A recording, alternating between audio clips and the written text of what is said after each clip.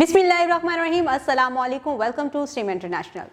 Dear teachers and students, we are reading World Around Us 5+ and our today's topic is lesson number 34, Historical Places. Historical places were built long age. People from all over the world come to Pakistan to see the beauty of these places. Look at the picture and name them loud.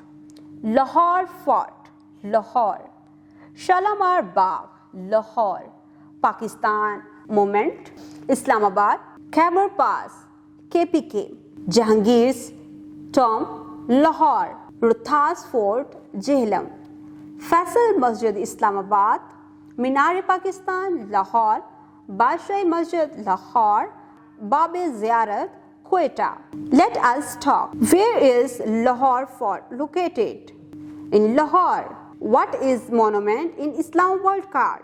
Pakistan Monument. Where is Rohtas Fort located? Jhelum. STEAM activities.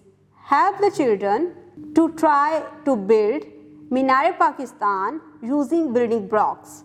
Teacher's note. Show pictures of historical places of Pakistan.